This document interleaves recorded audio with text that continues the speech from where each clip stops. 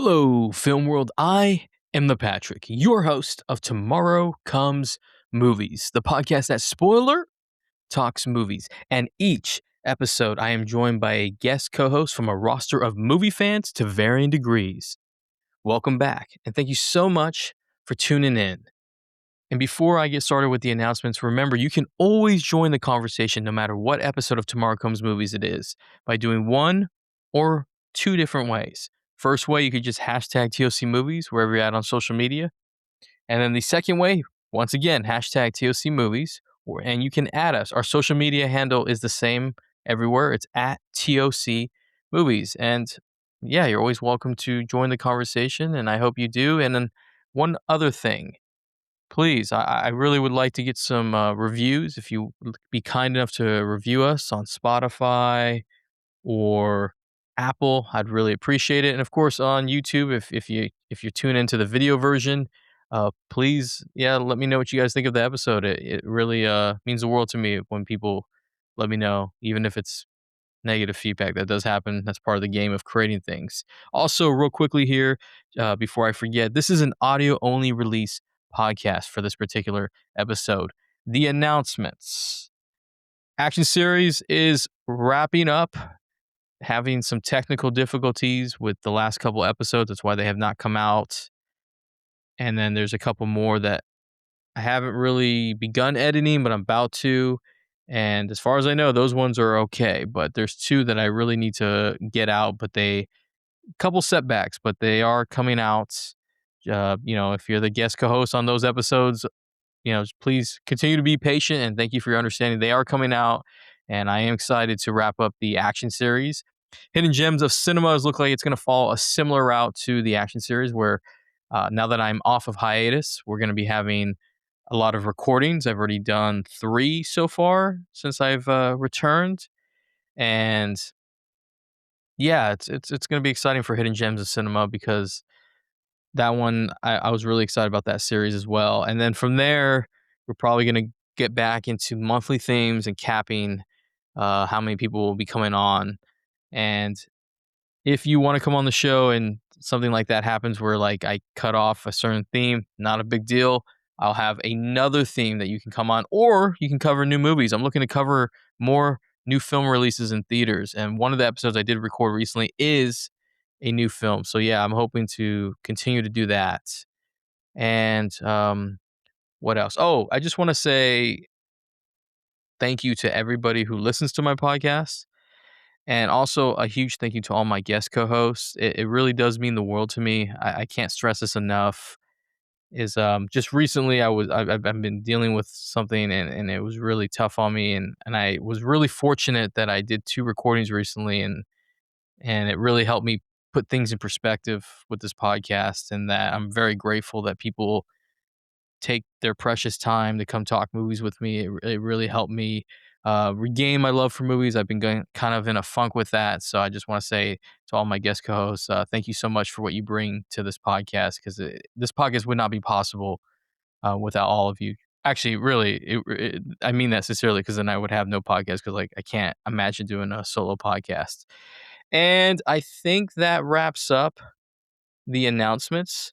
So once again, this is an audio only release.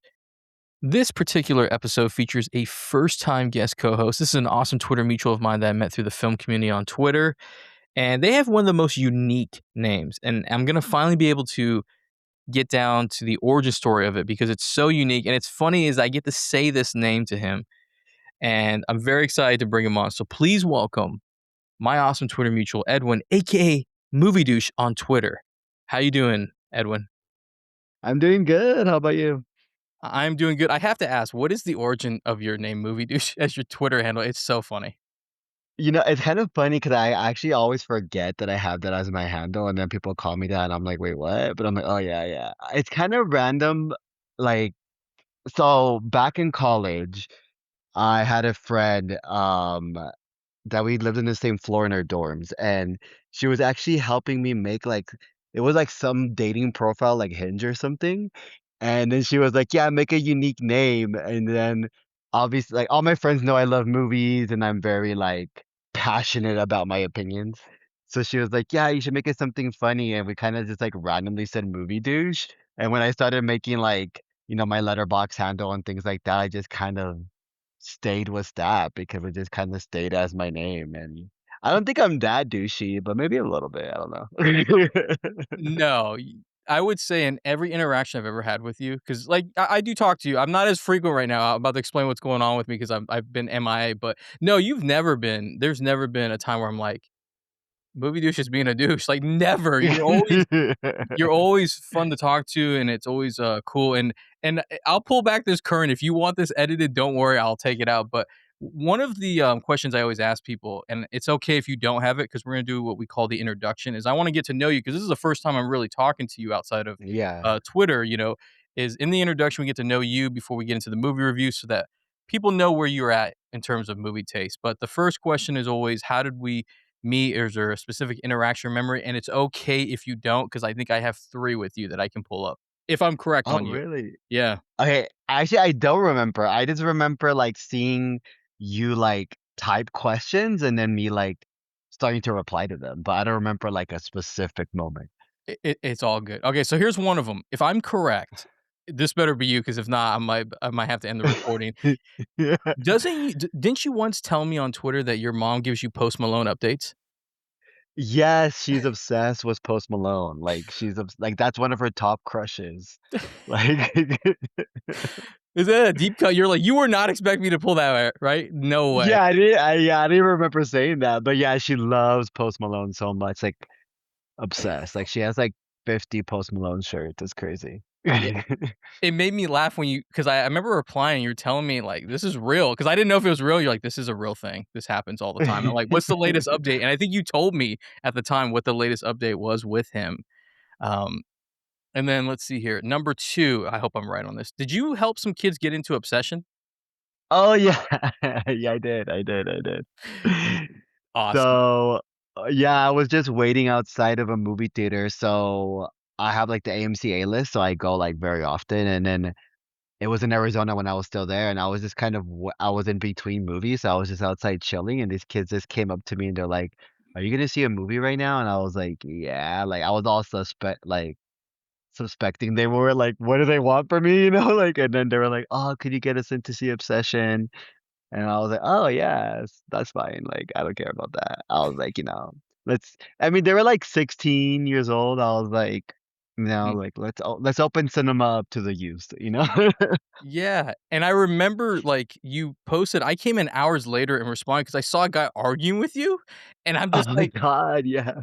and I just come on and I go, "This is absolutely hilarious that I'm watching this interaction, like, happening," and I honestly let me tell you, you getting kids into Obsession is not a big deal, okay? If you were to write, like, "Hey, I helped some kids underage kids get some alcohol," I'd be like, "Yo, movie Yeah. douche, what are you doing? Like, don't do that. Don't even post that." Yeah, the thing with that guy, like, that's the thing about Twitter, right? You could just post some innocuous post and people have an issue with it. Like, first he was saying that I was lying, and then he was like that I did something bad, and it was funny because I actually used to work at a school with minors, and it Mhm. was my job to get them in trouble for having, like, alcohol and stuff. Oh, So, wow. yeah, like, letting them see a rated R movie at, like, 16, I think is pretty fine. And honestly, they would've found somebody else to do it. Like, it was so weird, yeah, Yeah. that person was accusing you of lying, and I'm like, "What? Why would" I'm gonna call you movie douche because it just makes me laugh. Why Yeah. would movie douche write this?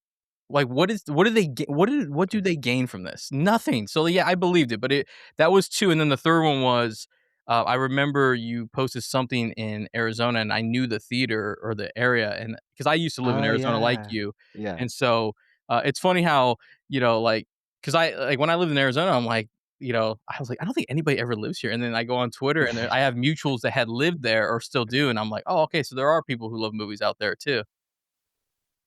Yeah, I do remember that interaction, and yeah, but now I'm in Denver, so I've been trying to find my new kinda my theater and everything. I've been shopping around.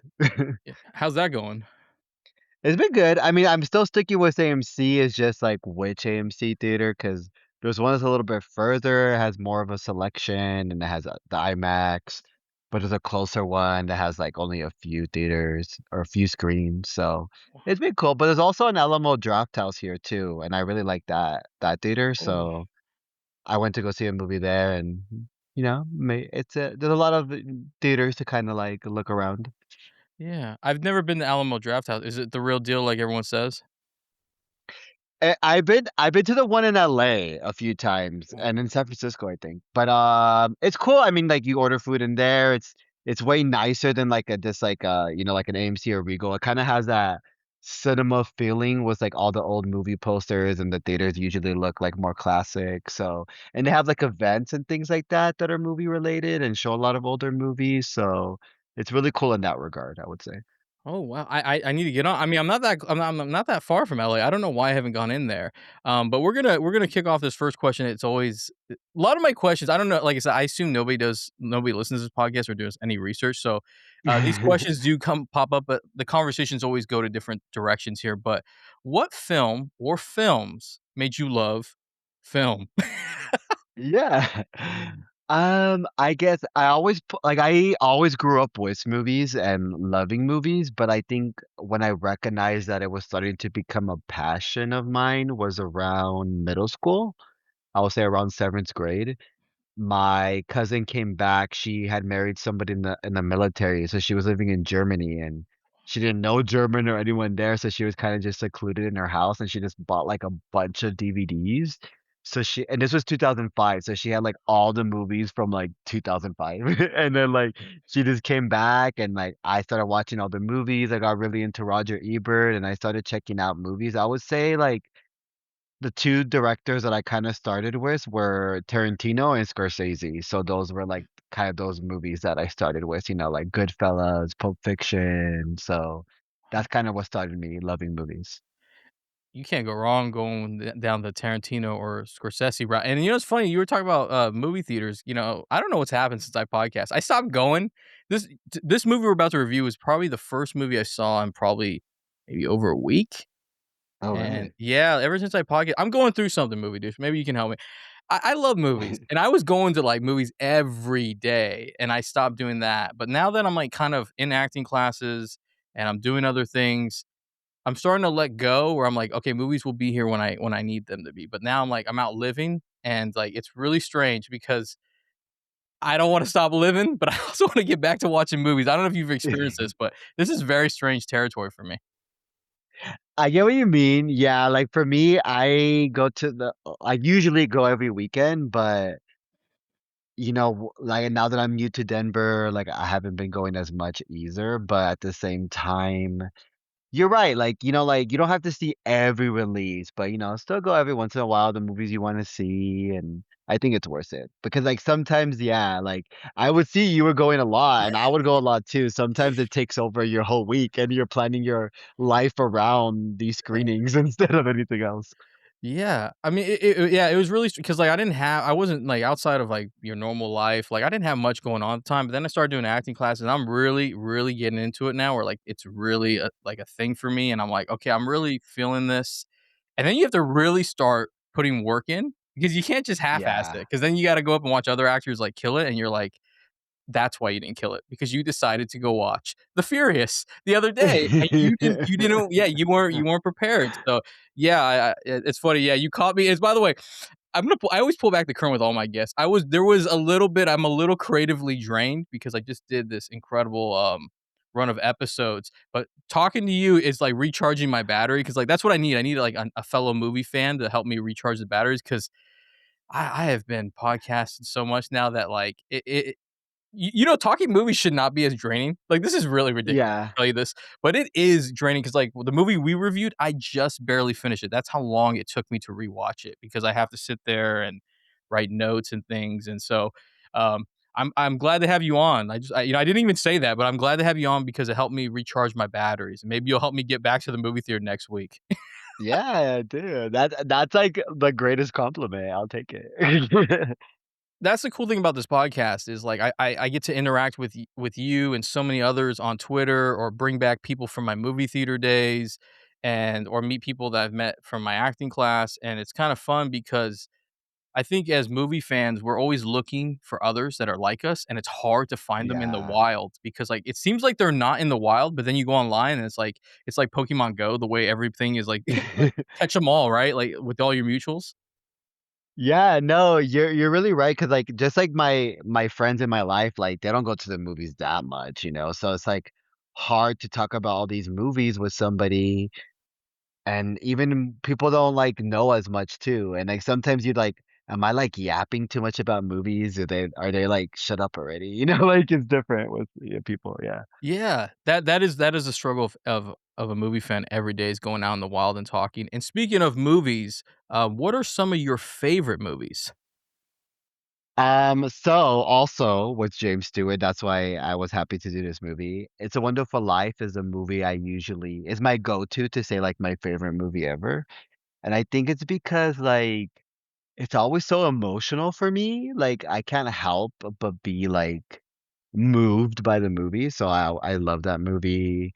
I would say also Goodfellas, I know I mentioned earlier, like, that was one of the times that I was like, "Wow, the camera could move in such cool ways," and things like that. Kill Bill, Kill Bill Volume 1 was intense for me too. That one was something that changed a lot. I love Eyes Wide Shut, Y Tu Mama También. I love everything, Almodovar, like, all his movies, he's great. Wow. You did I can't say it, but the movie you just mentioned, I believe it's in the Criterion Collection, right? The one that you just mentioned? I can't say it, that's why I'm not gonna say it.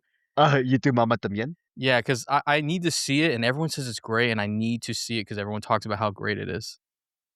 It is not in Criterion anymore, though. They only had okay, so that's one of my favorite movies, and this was, like, my issue, like, I was kind of waiting for Criterion to put it on 4K before buying it, so I kept on holding off on buying that one and All About My Mother, and then Y Tu Mama Tambien, it went out of print this last like, the last sale, so now it's all they're all gone, but I know you say you've been trying to get into movies, it's on Netflix, but Okay. it comes off the end of the month, so you have, like, 2 days to watch it if you wanna watch Well, it. No pressure. spoiler, it's not happening, but I'll have to catch it, but yeah, that I loved all the movies you mentioned because there's some like, James Stewart is one of my favorite actors, and obviously Mhm. Goodfellas is one of my favorite movies, and Kill Bill. So yeah, I definitely have to catch the one. I'll never say it because I can't say it right because I cannot roll my R's if my life depended on it, but that is awesome to hear. It's just so many unique different types of movies that you like, and I love people who are like that. They like so many different types of films because that's how Mhm. we really become our film palette really gets refined when we really start checking out different movies. And moving over to the people that create the movies, what are some of your favorite actors, actresses? This is like a 4-in-1. Writers, if you like, and directors. So actors James Stewart, I do love James Stewart too. One of my I love Nicole Kidman. Like I wouldn't say I'll watch anything she does because she makes so much stuff I cannot watch like all her 20 shows. But like movies at least, like I'm always there. She makes such creative choices. She's bold, especially for being like an A-lister. She could like play it safe, but she never does. So love her. And also Tom Cruise, like person as a person, not a fan. But movies, that guy cannot make a bad movie. He's so good. He's so dedicated. I think it's because he's so insane that it Mhm. works. So him for sure. Yeah. I love Timothée Chalamet, kind of like as a new coming actor. I know like there's a lot of like in the recent year or so, there's a lot of opinions about him, but as an actor, I think he's been killing it. He's like an up and coming star, so love him. Directors, I would always say Scorsese is probably my favorite, just because I love his movies so much, and the people kind of like usually know him for gangster movies, but he's made such other movies too, like that are so interesting, that are different as well, like The Age of Innocence, for example. So things like that. I just love him. I feel like he's like, even for being an older guy, he's consistently changing like his worldview and like just the way he does his filmmaking. So it's like very impressive. Yeah, so those are the Wow. ones that come up to me right now. Love it. Martin Scorsese, it's so funny because I was when you were mentioning this, another director popped in my mind when you mentioned Scorsese about how, like, he evolves, I don't know how you feel about Spielberg, but, like, people it's Oh, funny. I love Spielberg. We live in a time, right, where we have Martin Scorsese and Steven Spielberg still making movies, still, and they're still doing it with relative ease, and they're putting out great movies. And yet, one of the 2 directors, they are so convinced that he is done, while the other, they're like, "Keep going." I don't know if you knew that about the Spielberg disclosure Yeah, day. that's It's true. People crazy. are talking about Spielberg, yeah. It's interesting. I think that yeah, I don't know what is it with Spielberg. Maybe people could, like, kind of expect, like, a blockbuster level thing with him specifically, because, like, he invented it basically, So, yeah, but I don't know, I feel like he like West Side Story, like, I haven't seen a musical directed like that in a while, so he's definitely still has it, Well, yeah. Wait, but what did they complain about? He did. He did a reboot of he remakes West Side Story, and it is very good. And yet they're complaining yeah. about Disclosure Day, but where Scorsese, I never hear anything about him really. I've never heard anybody be like he needs to retire. Maybe it's because he does these his films are more of a variety, like, you're gonna get Killers of the Flower Moon on one thing, and then you're gonna get Mhm. Silence, and so, yeah, I thought that was interesting that, like, when you brought up Scorsese, I'm like, yeah, everyone I've yet to see one person be like, "He needs to retire." They're all over here like, "Make as many movies as you can, we're getting up there in age," you know what I mean? Like, Yeah. yeah, Maybe 'cause they think of Scorsese as, like, a serious, an auteur director, and maybe Spielberg is, like, blockbuster, they just wanna be entertained kinda thing? I don't know, it's interesting. yeah, yeah, that is a good way to look at it because, like, it's funny though, like, as if Steven Spielberg didn't make Schindler's List, like, they act like he's never made Yeah. a serious movie, like, but yeah, I love the choices that you picked. Timothy Chalamet is, I mean, he's a great actor. I mean, whatever with this Barty Supreme thing. I mean, I wasn't a fan of the rap music thing, but whatever. Like, it wasn't gonna stop me from watching any of his movies. Nicole Kidman, you mentioned, who is just one of the most versatile actors with such longevity, and you highlighted something that I think was really important is, like, being an A-lister, you don't have to take risks, and she's Yeah. constantly challenging herself so much that I'm begging AMC to hire her to do a new ad because 'cause I'm tired of seeing the same 4 ads They that they have. need to, they need to. Yes, yes, and, Tom Cruise you And didn't mentioned. and didn't she do the first one for free? So, like, come on, like, what Yeah, you I doing, mean, Nicole? just give her an A-list, give her the membership where she can go anywhere, not the one where it's like you can only be relegated to, like, 1 theater in your area. Yeah. No, I'm talking about yeah, so, like and then you mentioned, Tom Cruise. I'm a huge Tom Cruise fan. I think, when you just think of him as an actor, I know how everyone feels, everyone has a different opinion of him personally, but as an actor, you nailed it. He is incredible.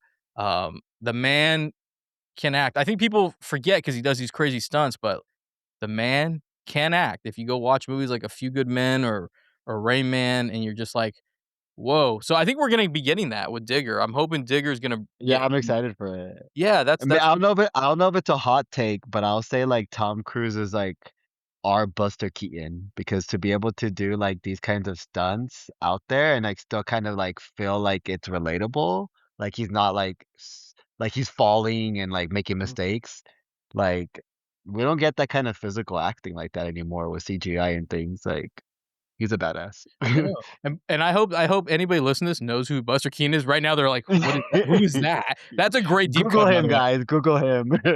I love that you bring this historical cinema, the main with Jimmy Stewart, Buster Keaton, so that is awesome. Now I'm gonna bounce around here, Okay. okay, I want you to name 5 movies that everyone should watch once in their lifetime, Oh, okay. and this is based off whatever I you feel.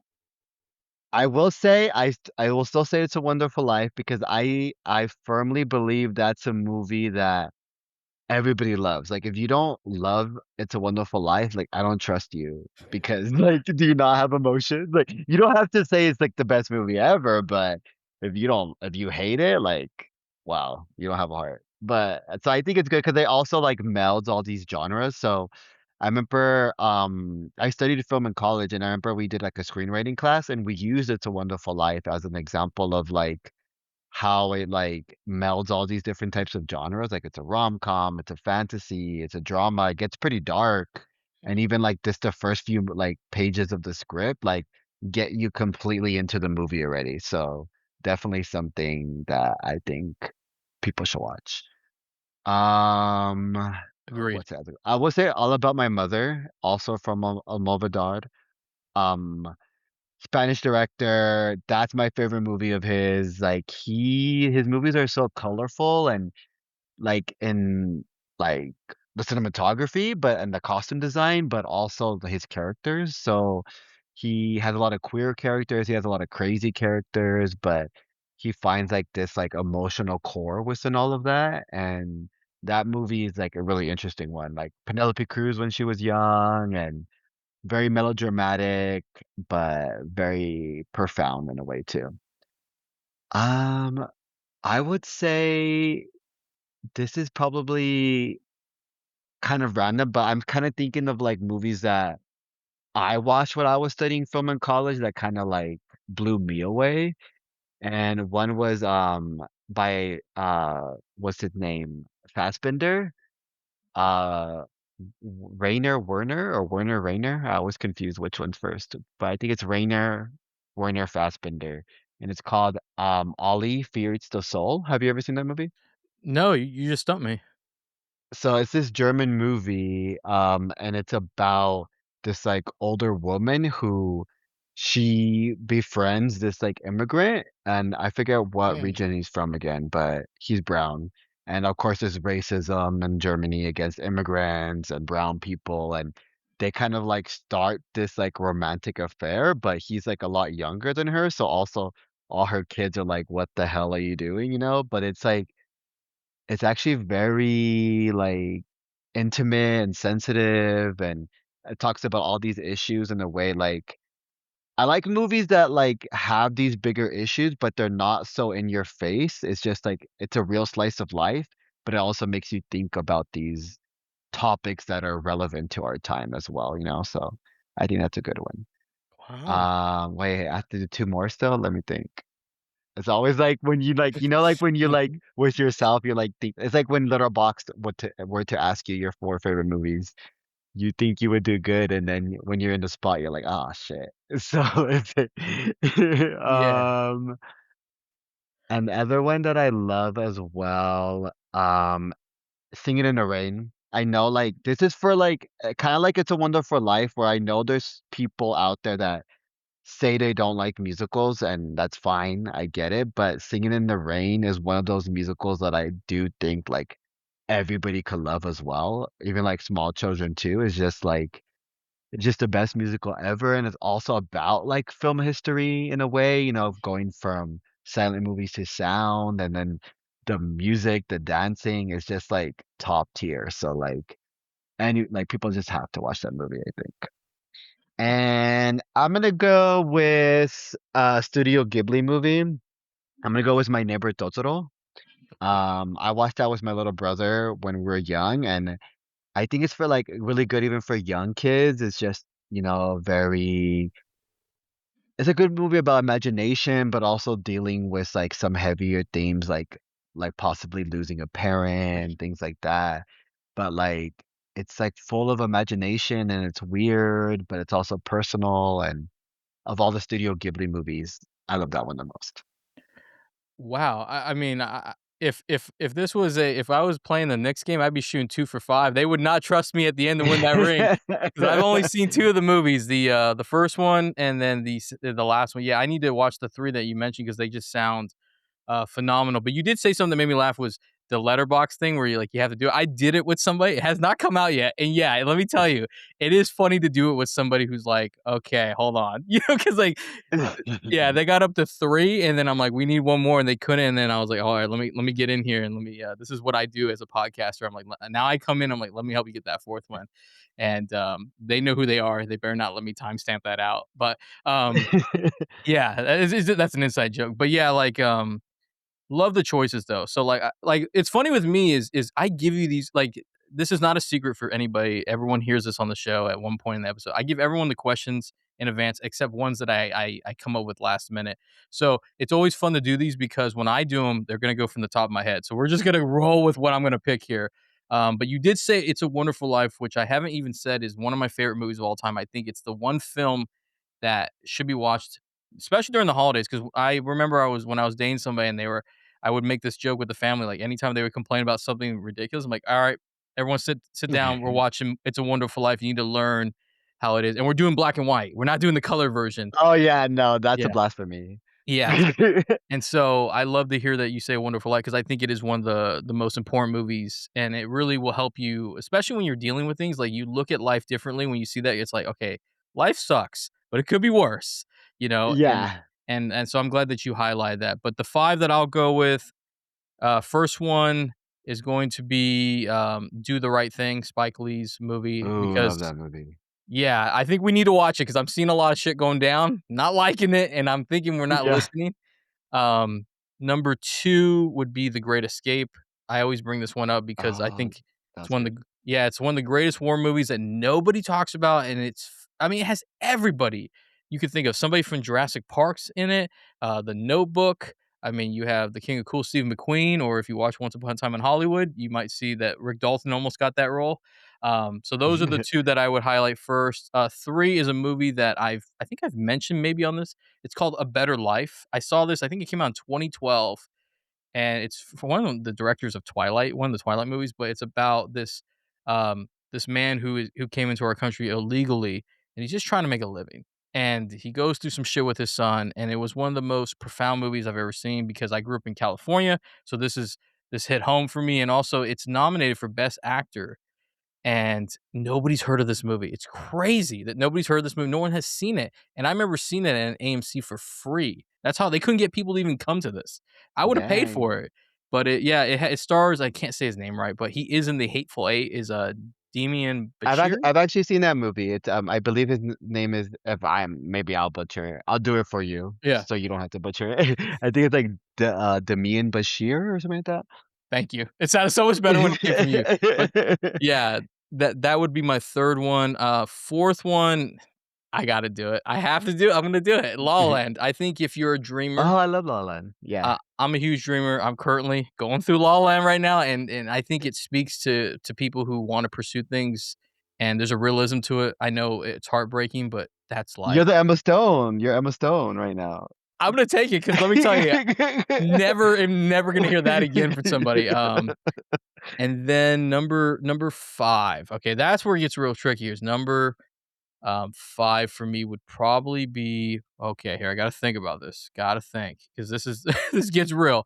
Um Okay, because I'm bouncing around different genres here. You know what? I'm gonna say In the Heat of the Night with Sidney Poitier because if Mm. that is a insane movie of, dealing with racism stuff, but let me tell you, Sidney Poitier is one of the greatest actors, and if you ever wanna see the best slap in movie history, watch that movie because he slaps this racist person with such, conviction, and it's a really good movie about, race and just what this cop has to deal with in a crappy town. So those would be the 5, that I picked. Now, this is another ridiculous question, and I'm curious to know what this will go with you, is what is a film that everybody loves, but you are not a fan of? Ooh, interesting. I would say and it's not like I hate it, I just don't really like it. The Curious Case of Benjamin Button. I don't and this was, like so I remember watching it in theaters, like, I made my mom and my family went to go watch it, and then Mm. I was kinda like I expected more, but I still kinda, like, was okay. I recently rewatched it last year, and I was like, "This movie is so boring," and not just that, but, like, I just feel like Brad Benjamin Button, Brad Pitt's character, like, this guy aging backwards should be so much more interesting, and you would think that people would be like, "Oh, this guy's aging backwards," like, nobody seems to care. He's just, like, going through life.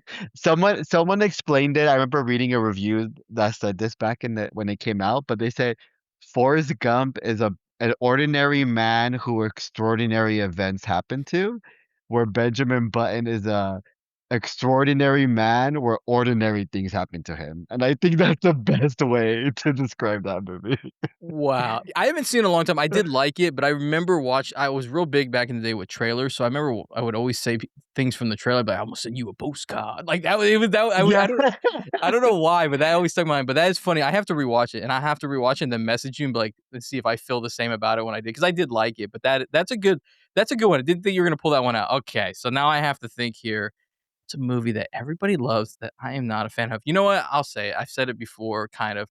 I saw Pee-wee's Big Adventure, the original one, Oh yeah, in yeah. theaters, and I was, like, watching and I was tired, so that could have been it because this has happened. I'm watching it and I go, "He's a fucking asshole. I don't like him. I don't know what is He's a everyone." little insufferable, yeah. Yeah, and everybody loves the movie, right? And I go and everyone's having a good time with it, and I get up and I go, "Fuck him. I'm tired of him. I never wanna see this again." And then I spent an hour movie douche. I spent an hour online looking up the criterion going like, "How is this possible? How is this You're like, "Why do possible?" people like this?" That's so I haven't seen that in so long, so I can't even really say it, but he is pretty annoying, like But I did look it up, and I understand why it's in the Criterion Collection. I just wanna say this before somebody comes after me. At the end of the day, I might rewatch it one day, but I didn't find it as entertaining, but I understand why it's important, and I understand why people love it, and I think that's the thing with movie fans that a lot of people have a hard time with. I'm happy for you if you love that movie or, Yeah, anything else. I just want you to know it's not for me.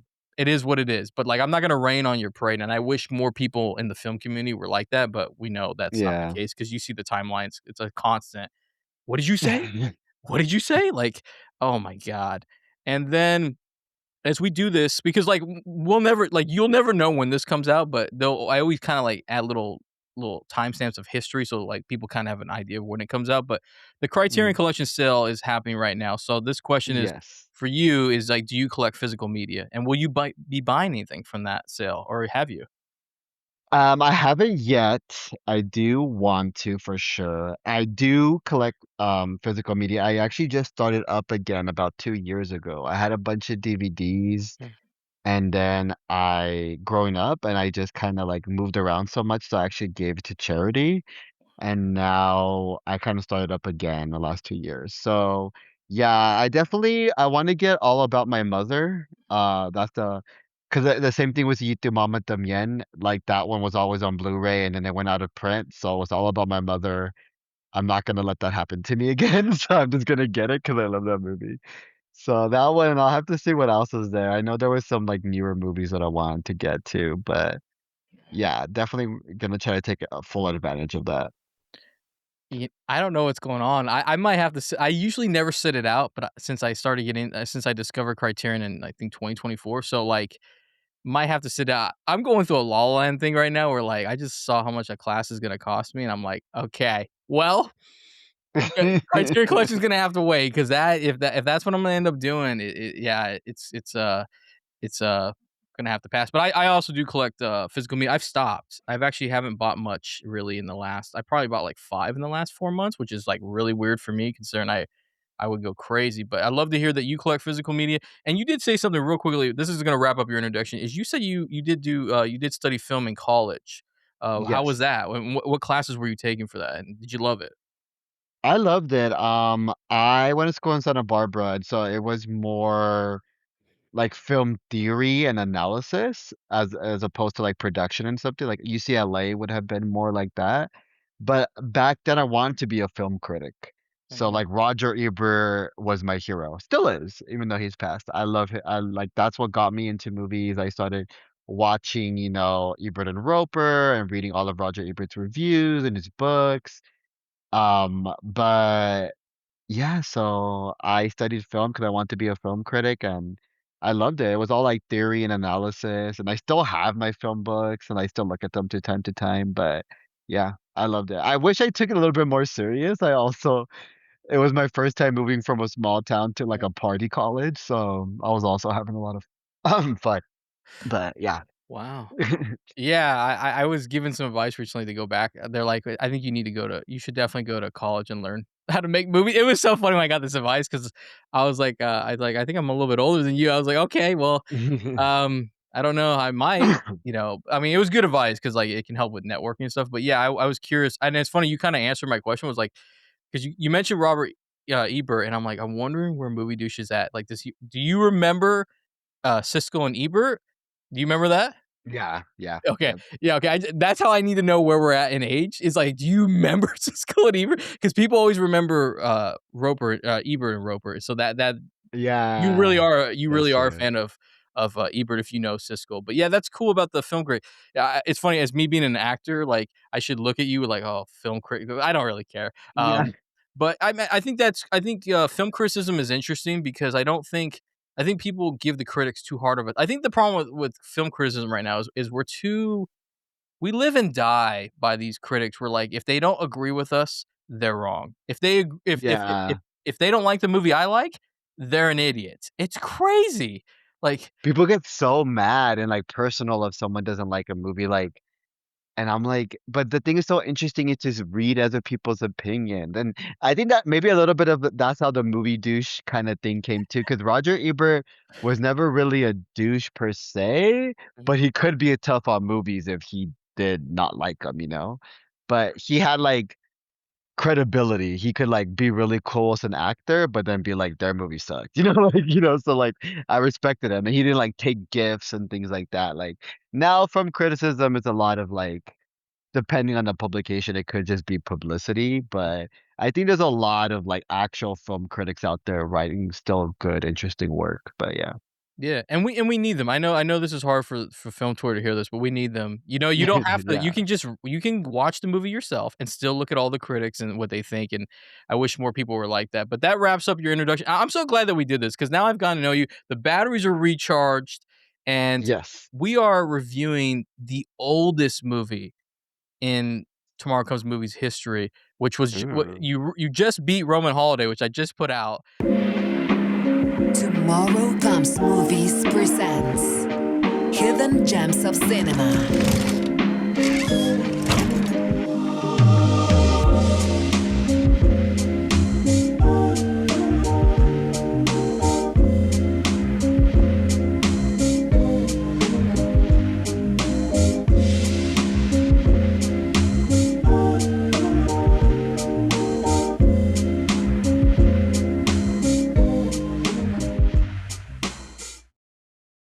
And so we are reviewing Mr. Smith Goes to Washington, which is part of a movie series called Hidden Gems of Cinema. It's a movie series that is a treasure trove of films that are either unknown, underrated, underappreciated, or once popular films that have fallen into obscurity since release.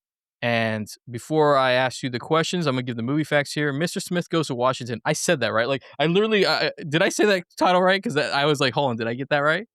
No, yeah, you got it right, you got it right. Perfect. I'm tired. Like, I'm telling you, I'm second guessing everything. But the movie facts. This came out, and by the way, when I sent this document to Movie Douche, that was not the right when it came out, and I was dying because I was in the '90s. I forgot to change something because I just take copy and paste and I just change things. But Mr. Smith I goes did to see that, but I oh, was like, he knows that, he knows it's not 1990. how funny it'd been if I read it and you're like, "What the hell? You didn't catch it?" Um, but yeah, Mr. Smith Goes to Washington was released on October 19th, 1939. I mean, that is wow, that is a long time. Directed by Frank Capra, the legendary director. Screenplay by Sidney Buchum. Story by Lewis R. Foster. And then I saw on IMDb, we got to give them credit because they're apparently uncredited, but Miles Connolly was a contributor to the screenplay and construction and the dialogue. This stars legends James Stewart and Claude Rains and Jean Arthur. And the synopsis of this film, I stopped doing my own because it was getting challenging, so I just take it from IMDb now. A native youth leader is appointed to fill a vacancy in the U.S. Senate. His idealistic plans promptly collide with corruption at home and the subterfuge from his hero in Washington. But he tries to forge ahead despite attacks on his character. And if you're listening to this podcast, um, you should definitely stop. We're right here. Go watch Mr. Smith Goes to Washington, then come back and press play or not. And Movie Douche and I are going to spoil this away. Are you ready? I'm ready. And guys, it's on Tubi, it's free. You could all watch it for free. This is why you're on the podcast. This is how I know the right people are coming on the podcast. You're like, "I need you guys to watch it." Perfect. Let's talk movies. And so I had I gave a list, and it was I was constantly adding more as I gave people this list. So at this point, I think we're over 200, but there's over 200 movies to choose from this for hidden gems of cinema. Why did you choose Mr. Smith Goes to Washington? So yeah, I was looking through the list, and right when I saw Mr. Smith Goes to Washington, I knew I had to pick it. I love this movie so much. Like, there's a lot of movies from like what we talked about earlier when I started getting into movies, and movies that stood out to you then that still work for you now, and that's one of those movies. Because I loved It's a Wonderful Life so much, I started like seeing all of James Stewart movies that I could, and this was one that I saw, and I also felt so I think I saw it really young as well. Like I think maybe like sixth grade was the first time I watched this movie. It's kind of like a movie, like when people say like, what are the movies or the art mediums or whatever that radicalized you? And even though this is a pretty, like soft, movie, like it did get me thinking about. It was the first time that I learned that like billionaires and millionaires are what control the country. Like you don't think about it as often as a kid, but yeah, that was the one that kind of put that into perspective, and I've always cherished this movie. So yeah. Wonderful choice. It's a Wonderful Life, and it's a wonderful podcast. But yeah, I saw this in film studies in high school. Was my teacher, and I can't remember his name, and it's sad because he had such an impact on me. This poor guy. But he would show us all kinds of old movies, and I remember seeing this, and and to me it was cool. A class where I could watch movies even if they were older, and I wasn't like really refined at that point. I was like, cool. And I remember this movie having an impact where I was just like, okay, I didn't get into James Stewart until probably when I had just became an adult, and I loved It's a Wonderful Life, and he's one of my favorite actors. So like for me being an actor, I study him a lot because I think he's just one of the greatest, and it's so effortless how he does it. So I'm so glad that you chose this because this podcast needs to tackle older movies, and we finally are going into this because, like I said, 1939. So and also, by the way, you sharing that you saw it in 6th grade, like, that is like and the fact that it had an impact on you at that age is I think is pretty cool if you ask me. Yeah, yeah.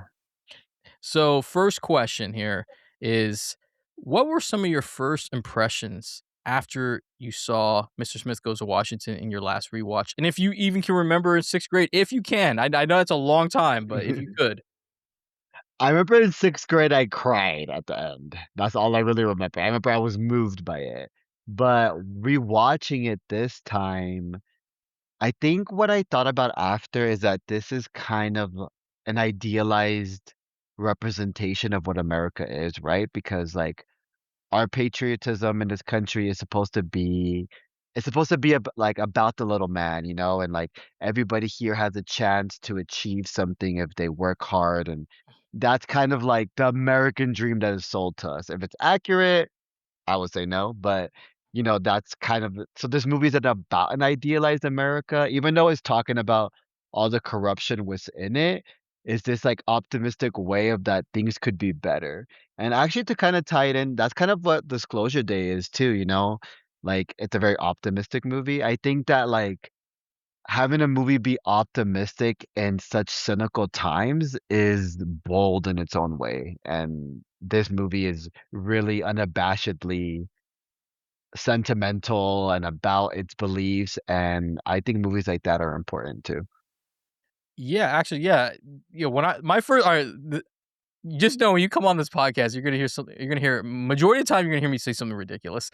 The first impression I got in this movie was there are 4 actors that are going to show up in It's a Wonderful Life. It obviously James Stewart. Yeah. Diz is the uncle in It's a Wonderful Life. Ma is his mom in Yeah. It's a Wonderful Life, and then Senator Agnew, I think it is. He is the guy who works at the that prescribes the medication that he worked at James Stewart when he was a kid. That was my first Oh, impression. Yeah, yes, yes, yes, all yes, yes. 4, will show up in that movie, but in all honesty, Mr. Smith Goes to Washington, my first impression really was, like, this movie came out in 1939, and I don't think much has changed in terms of politics or Yeah. America. It's so relevant that it was kind of scary to watch this and being like, Yeah. what the fuck? Like, we've done nothing different in 1939. And, you know what movie came to my mind was One Battle After Another. The idealism with the different generations and how, like, when we're younger, we are more idealistic. We wanna change the world, and then we get a couple years behind us, and we start compromising, and then things Mhm. don't change, and I think that's why I loved Mr. Smith Goes to Washington was because it shows you, like what you talked about, what America is supposed to represent and what we should be what it's supposed to do for us. Like, yeah, anybody can come here and make it. Like, my mom is an immigrant because I'm half white, I'm half Filipino. So, like, yeah, you were right, movie douche. It doesn't apply to us. No, no, no. No, no, because I'm being half, even though I probably could get away with it because they're like, he's probably white. But yeah, I think it's one of the greatest films. That was another impression. One of the greatest films ever made. And I think that this is a movie. I'm surprised that neither one of us put this on here that you should watch once in your lifetime because I think you kind of need to. Because, Yeah, that's actually important too, especially for younger kids. I think it yeah, should be like it's good that you watched it in high school. I think like students should watch this and think. And like I think a lot of people like I know I have friends like are like this. Are like, no, I don't like black and white movies. They're boring. And it's like, nah, like this is one of these universally loved movies that everybody could kind of relate to, I think. yeah, and I'm glad that you brought that. That black and white has films that like are older than us. I don't know why, but a lot of audiences are like, I can't. There's nothing I can relate to, and I'm like, really? Because I'm pretty sure a lot of those movies, not much has changed. And you learn Yeah. so much about, like, your favorite movies, I saw my first movie of this year was Seven Samurai by Akira Kurosawa. I finally watched it. I owned it. I finally watched it in the last Criterion sales, like, I bought it. I sat down and watched it on New Year's Day, and I said, "Holy shit, every movie I love has somehow been influenced by this Yeah. 3-hour movie," and then I go and I loved it, and I said, this is why movies move you because you're like, wow, like I would not have gone Star Wars without Seven Samurai. Like that's just real. Like, and so that's Yeah. why I love to hear you. This is why I'm so happy to have you on. You recharge my batteries because I was coming on here. I come on here and I go, I gotta give it to movie douche. It's so funny to call you that, but I'm like, I gotta make sure I bring it because like I'm so drained creatively, but then like talking with movies, that's why I love doing this podcast because I get to meet my mutuals who come on here and then this passion of movies just makes me go, all right, here we go. So going back to like, I'm a tangent guy, so just know this. Mr. Smith Goes to Washington. And speaking of, I'm gonna flip it real quickly here. Is there anything about the movie you don't like? I can't think of anything that I would say I don't like. No, I No, love it. perfect. I'm right here. I'm with you. There's for a 2 hour and 9 minute runtime, it never drags. Like it is Yeah. really well done, and also it is so like, I was so inspired by this movie. Like, I was so glad that I was doing this podcast because I'm like, I needed to hear some of the things that he's talking about, even if it doesn't apply to politics. The idealism of, like, we come here, this land of opportunity, like, we're supposed to be able to do whatever we want, like, we can. And so I felt that, yeah, that was a great thing. So moving over to the other side of it, what are some of the highlights for you? Like, is there anything that stands out, like acting, writing, score, cinematography?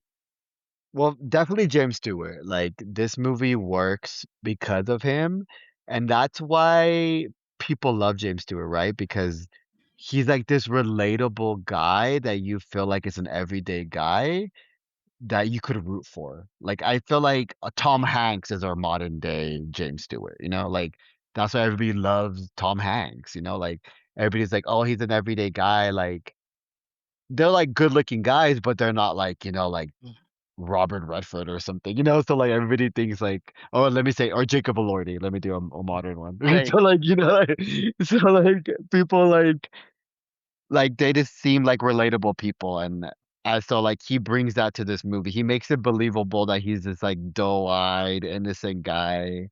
But for me, the highlight of this movie is the whole ending, the whole filibuster, climax. Like him there, you seeing how desperate he is and how tired he is, but he's still going. And you see like the will like starting to break, and you're like, no, don't break, no, not, But like that's the most moving thing, like direction wise too, because how they counter, him there filibustering with, everything going on, like with the newspapers and everywhere around the world, and you see how it's all connected.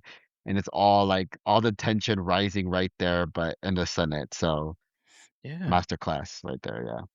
I'm glad that you highlighted James Stewart. Yeah, I watched this and I've always loved him in It's a Wonderful Life, but like, wow, I mean, like, this is like when he showed up, he's like, the rent is due because you get everything that you love about James Stewart. He is so there are a few actors that I've ever admired as much as I admire James Stewart because he's just like, he can play these versatile characters, and he has this charisma, and he gives you everything in these performances, like, you feel like you were talking about, like, the filibuster scene, and you can bounce around anywhere in these episodes. We're not gonna go beat for beat. We bounce around everywhere, and the filibuster you bring up, that is some of the finest acting I've ever seen.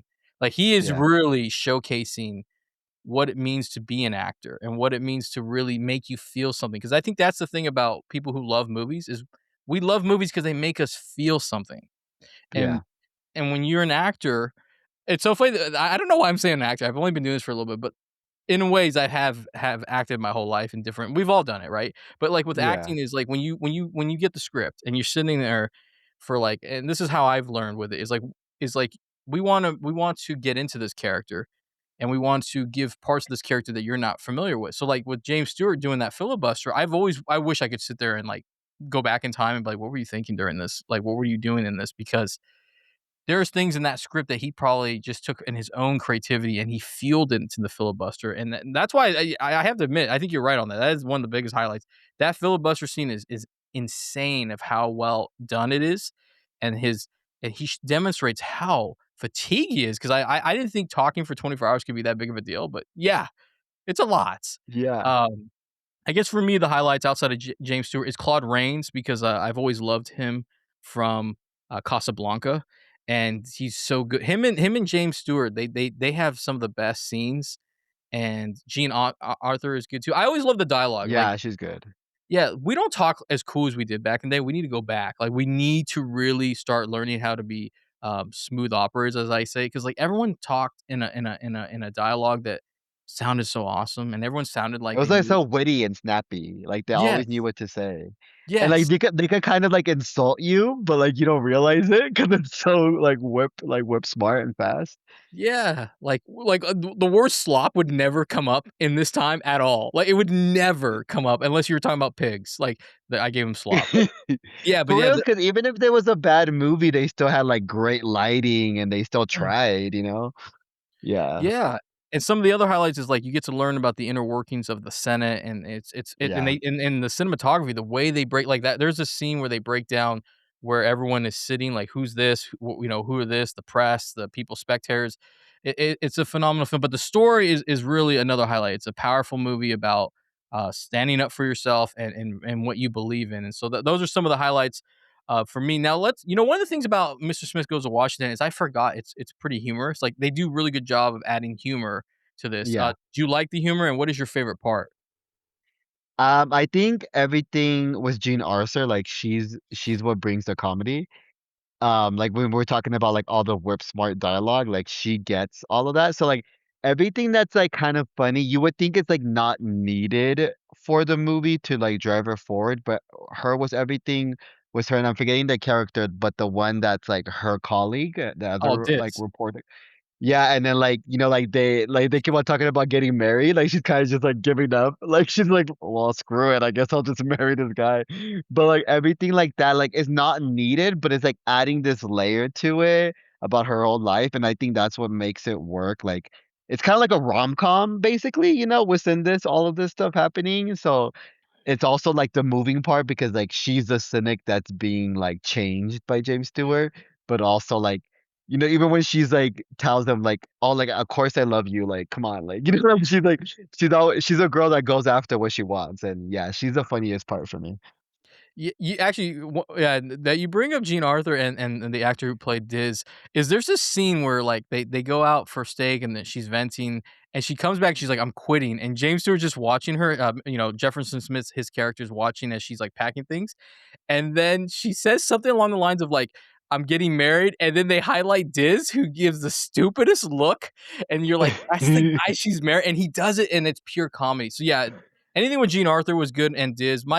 Probably my one of my favorite one, it's a minor humor, is when Jefferson Smith arrives to Washington, but apparently, like, they all go out, that Chick McGann guy the newspaper, kingpin's, like, right-hand dude, like, they come out with Yeah. the and there's 3 guys that are holding the pigeons and the briefcases and stuff, and they can't find Jefferson Smith, and he apparently left, and there's this part where, like, the 3 guys holding, like, the 3 train employees are like, they finally realize, "Okay, like, okay, we gotta go find him." They're like, "Okay, like, here, could you hold this?" And they give it to Chick McGann, all the shit, and they just walk off, and he doesn't Yeah. realize it. Oh, it's one of the funniest things, I have ever seen, because it was so funny, because his reaction being like, "Okay, I'll take it," and then going like, "The hell?" Like, and they all just leave. There's nothing else happening. So, I think the humor works really well, especially when you need the humor for this, because it's a very powerful story. It does get really, intense. It gets really sad, it gets really angry. There's many different parts of this movie, and the humor helps. But Jean Arthur, yeah, she is, man, let me tell you, man, I just I should have had her as a highlight too. Extraordinary, um, actor. And speaking of that, like, you don't have to share if you don't want to, but this is a question I was thinking of. Is like, we were talking about the idealism versus, like, eventually we end up compromising at some point. Is Do you think that you have ever felt like Senator Payne at one point in your life, where you're like, I had to compromise, and you look back being like, maybe I should not have? You don't have to go into detail what it is, but have you ever felt like that in terms of your ideals? I Like, wouldn't say in such a big way where it was this like conflict of like my morals, right? Like you either yeah. do this, like either like you advance your career and give up your morals, or you give up your career and save your morals. I wouldn't say it's something as dramatic as that, but I do think it's just like the little battles, like within what you're gonna do. So, like, for example, I worked at a school for a lot of time, so it was, like, always, like, going against a company that was trying to, like, make money at the end of the day to help the students out because that's what mattered? So, like, maybe not as a big of a conscious thing, but yeah, and small little things, yeah. Yeah, I definitely, yeah. When it comes to my deals and, like, who I am as a person, yeah, I don't really budge, because, like, I'm not, because, like, when I first started this podcast, I did a lot of the press side, and let me tell you, people are willing to do whatever it takes to get their opportunities, and that wasn't me. I was like, we can do Yeah, it together." And I remember people will step over you, they'll stab you in the back, and they will do whatever it takes. And I was like, I remember one time I was talking to a colleague, and they're like, "Hey, like, can you help me get these opportunities?" And I said, "Absolutely can help you, but I got my opportunities because I created them myself." Meaning, you have to do it yourself. Like, I can help you, but, like, I didn't get to interview Sophie Thatcher because I waited for someone else to do it. I was given an yeah, opportunity and I took it. And then I even doubled down, was like, how do I get the interview? Or, like, I've interviewed DMC from Run DMC. Like, I remember helping people get that interview, and I was like, I just walked up to him and was like, "Hey, would you be down to do it at a convention?"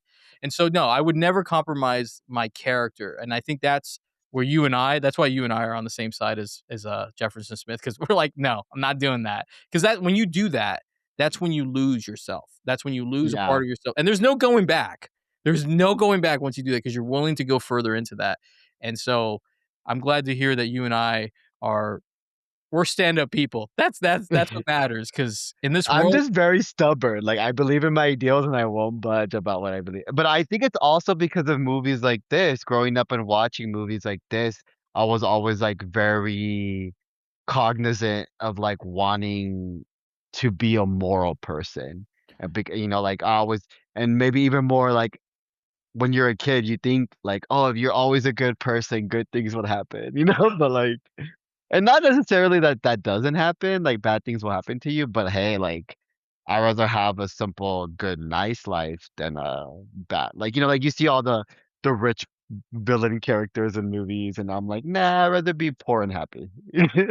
Yeah, that's a great thing that you point out. Is I think people who I think this is why there's a big disconnect between true movie fans and people who just enjoy watching movies, because I think true movie fans, like what you just talked about, a movie like Mr. Smith Goes to Washington is going to resonate with you, that is going to help you learn things differently. I think that's why movie fans are more empathetic, and they understand Yeah, things not just in their own world, but, like, on a global scale. We can understand different walks of life. We can understand different cultures, and we don't sit there and, like, complain. We're just like, oh, I may not understand it fully, or maybe I don't agree, but I understand what this character is going through. And I think that's why there's this gigantic disconnect in Hollywood where people are like, I don't like these certain movies because they're saying these things, and I'm like, I don't know if that's what it is. I think it's just you just have lost a part of you. And I think you brought up Disclosure Day is a good example along with this movie, is this movie does require you to feel something. And I think in this world that we're living in, I think we're losing our humanity because I think we can't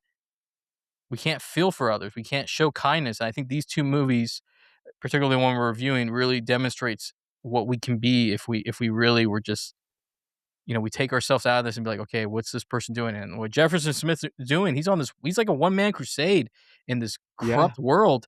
And it's so admirable because I'm like, I would say 9 times out of 10, most people would have quit. And he just goes, no, I'm not going to budge. And that is something that we need to do more often because we're clearly not doing that. Now, here's a ridiculous question. Here we go. I Okay, always I'm throw these ready. out.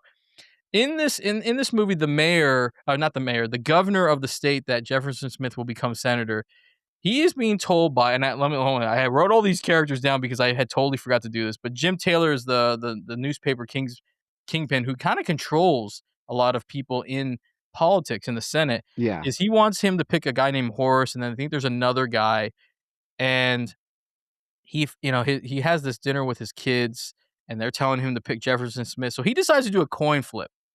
And when he does this coin toss, it doesn't actually land on anything. It kinda just sits in the middle, and then, of course, it's right next to a newspaper that shows Jefferson Smith, saving something in the wildlife. I think it was something like a fire or something like that. Let me ask you, have you ever done a coin toss for a big decision? I would say like a big decision for a child, well, Mhm. probably as a kid, I thought was a big decision.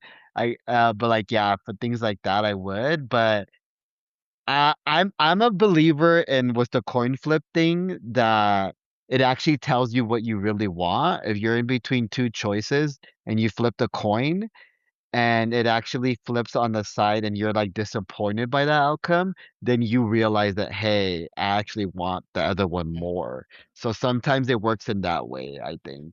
So you don't have to always go for it. It's just kind of realizing what internally you really want. But yeah. Wow, I love the way that you broke that down because I'm also wondering, are you Harvey Dent? Um, but in all honesty, the way you broke that down is actually true, yeah, with the coin toss because, like, I recently did a coin toss in my head. I'm not gonna say what it was, but I'll just say this. I recently did this 2 weeks ago where I said, "Okay, you fucked up last week. What are you gonna do?" And I said in my head, "The rent's due, movie dudes." I said, "The rent's due. I'm gonna get up. I'm gonna get up and do this because if I don't do this, I'm going to regret it." And I will say, I'm not gonna share what it was. It was one of the best decisions I've ever made, and it really paid off because if I didn't, I would have definitely screwed up really badly. So, like, yeah, it was the coin toss always made me laugh because I think you are right about that. But yeah, these are the questions that I give in last minute. And speaking of that, I'm going to ask you another stupid question here: Is Okay. can you imagine Boy Ranger Jefferson Smith in the Senate today? Can you imagine him? No. No, I can't. No. Because like in this movie where like they're really talking about like, the newspapers like having smear campaigns against them. Now with like Twitter or something, like they would just like post something crazy and everybody would just believe it, or it'll be like some AI Mhm. picture of him or something. Oh, But also like I feel like we don't really get like these idealized people in politics anymore. Like, do we have any like genuine people in politics? I don't think so, maybe. Maybe the yeah. closest thing is Mamdani. Yeah, he might be the last one. Yeah, because if you think about, like, anybody who goes into politics, and I always tell people this, like, "You're free to like what you want. That's your business. I'm just letting you know. At the end of the day, you're gonna be judged by somebody else, but just know that when Yeah. it's all said and done, that's who you wanna be, that's your business." But, like, with politics, I always feel like everybody who goes into politics starts off like Jefferson Smith, idealism. They wanna change the world, but then they become Senator Payne. So I don't know if he would last as long as he did in this one because I don't know if he could deal with a lot of the nonsense that is happening in 2026. And they probably would not want to hire. They would like a boy ranger. Like what is a boy ranger? Like they would be like they would. Oh my god, Twitter would eat him alive. They Um, would call him a pedophile. yeah, oh, yeah, that is true. Yeah, that is true because of his what he does with the boys Would he camp. be MAGA? Oh my God. I don't think so. Was Yeah, there? I don't think so. I think for sure he would definitely not be if I had to put my money No, on it. no, he Yeah. wouldn't. But Um, wait, are they Republicans or Democrats in this movie? I forget. you know what's funny is I was about to ask you that same question. Is I'm sitting there trying to figure that out. Is like they don't ever really specify. It's never specified as far as I'm concerned. They're smart. They're smart Yeah. on that. Yeah. Yeah, because it's just basically everyone's ganging up on on Jefferson Smith, Yeah. so you can't really tell where they stand. Um, and speaking of like, one of the things I was curious is we know that James Stewart really stood out to you. Was there and Gene Arthur, was there anybody else in the movies performance-wise that stood out to you? I'm forgetting the character's name right now, but who's the other senator, the one they're trying to gear to be the president, and the Oh, one that was James Stewart's dad's friend? yeah, Claude Rains, he played Senator Payne. Yes.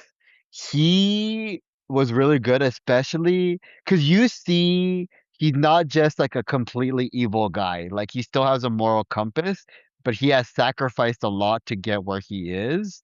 And it's kind of like when you start selling bits of your soul, you keep selling it because you're like, if I don't sell it, then the parts I did sell were for nothing. But at the end of the day, are you just gonna sell your whole soul? And I think that's kind of his conundrum, right? And you can see it all internalized in this character because he's a supporting character, right? Like you don't see him exactly grappling with this, like by himself, but you see like him trying to fight back, but then him ultimately accepting everything. But then that end scene where he's about to like kill himself, like that was dark, where you didn't think was gonna happen, and he like sold that like. And then, of course, when he go at the end of the day, when he reveals the truth that James Stewart character was not all these things they were making up about him, like in another movie that could have been corny, but you fully believe it was him, the writing and his acting, because you had seen him like struggling with the decisions he was making this whole time, and then finally, like James Stewart reminded him of his because he started off just like you were saying as an idealized person thinking that he could make change, and then he kind of just bought into this belief that you have to sell, like you could only make change if you do bad things as well. But then at the end of the day, what do you become? And he saw what he became, and he didn't like it. So Yeah, him for sure. Yeah. I'm glad that you highlighted, yeah, because he was, yeah, his facial expressions and like that whole dilemma. You see it in real time, so like you never know where he's gonna go. The whole time in the movie, you're trying to figure out where this character is gonna end up going. And I hadn't seen it Yeah. so long, I that by the time I got to it, I did not remember how it fully went down. And when I saw that, it was jaw dropping because in 1939, I'm surprised they even had him do what his character was doing with the gun because I was like, I don't know what studio would watch that in 1939, like totally gonna be cool with that. In 2026, we're like, yeah, we'll roll with that. But yeah, that's I'm glad that you highlighted him. A couple other people I liked was obviously Thomas Mitchell who played Diz, which is Saunders, Gene Arthur's little sidekick, basically. I did Yeah. like Jim Taylor, the newspaper Kingpin because he's a jerk. I mean, He's absolutely. awful. Yeah. Yeah, I mean, full villain mode. I mean, it was nuts. And then I did like Harry Carey, the president of the Senate, because he kept making me laugh. Was toward the end. I think it is part of his character, but it looked like he was kind of breaking character by constantly laughing at Jimmy Stewart's Jefferson Smith. Yeah. Yeah, it made me laugh every time he was laughing because I was just like, okay. And then I did like Chick McGann because he was kind of funny in the beginning. But yeah, there's a lot of great performances, and you highlighted the writing. Yeah, this writing is really good in this movie because you got really good dialogue, you have a really good story, you have really good humor, but like the messages that it's telling you in this movie, it is so natural the way they tell it that I mean, how can you not walk out of this movie and not feel inspired, right? Yeah. Yeah. That's what I felt like. You're like you want it makes you want to fight for the right thing, you know? Yeah. But By the way, when you said that, I almost came this close when you're like, "You gotta fight for the right," and I almost did a Beastie Boys drop. I was like, "For the right." you should have done it. Oh, man, Edit it in. yeah. This is why, like, I always tell people when you come on to Tomorrow Comes Movies is we do talk serious about movies, obviously, but you gotta have a little humor in it because, yeah, I thought you were setting me up. It felt like a Knicks championship. You're like, "Fight for your right to party." Like, I was like, um, but I wanted to ask you this. I know there's a lot that happens in this movie. What do you think was like in terms of most insane scenario for you? Like what part of this movie, like storyline wise, you're like, oh, that was pretty crazy they went that route. I mean, like I think what I was thinking earlier too, like when this is all happening during the filibuster scene, and James Stewart's character, like his community, his side of it, the Boy Scouts, they're trying to get the truth out there because all the like main newspapers are like just smearing him.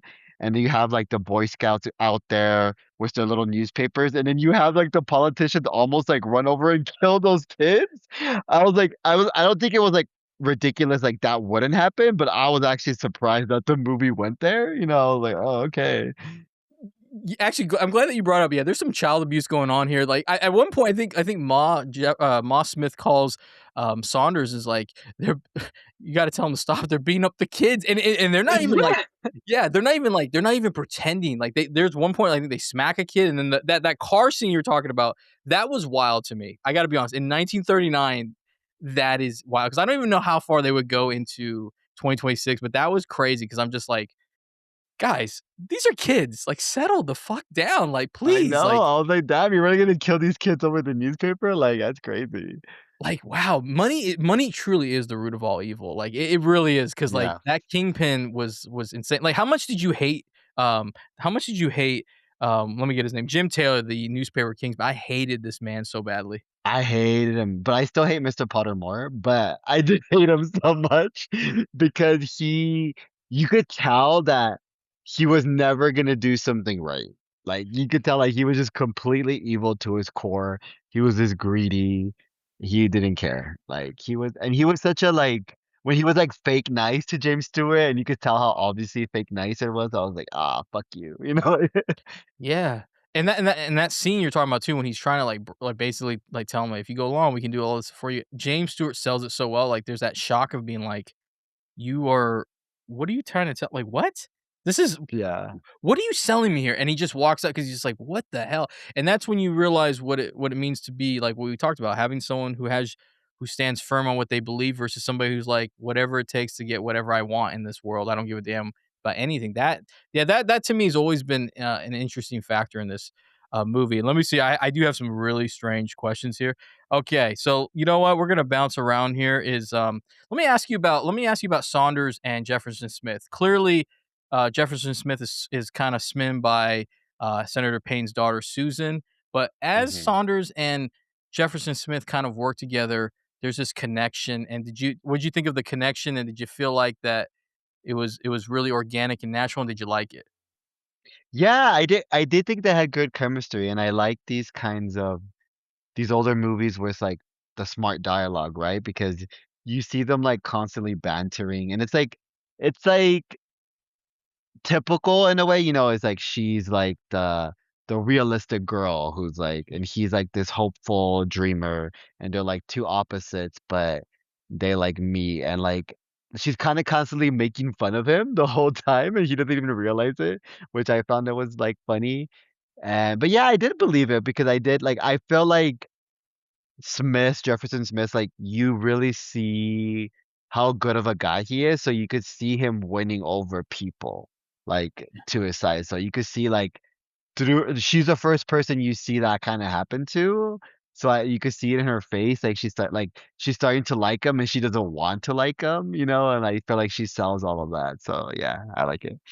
We've all been there. You know, it's funny. I think the reason why I really like their connection is this is something that I feel I've had conversations with people all the time. They don't seem to understand this. I'm hoping movie douche you understand this, but is in today's world with dating, we really are so bad at it because we're so concerned about we need this, that, and the third. I need to make sure that like I need this in particular, or like I need to. We want so much, and when the thing that people forget is a lot of times you meet people in life that you have no idea that they're gonna have this, they're gonna do something to you where they have an impact, and you're like, I want to like we meet people all the time.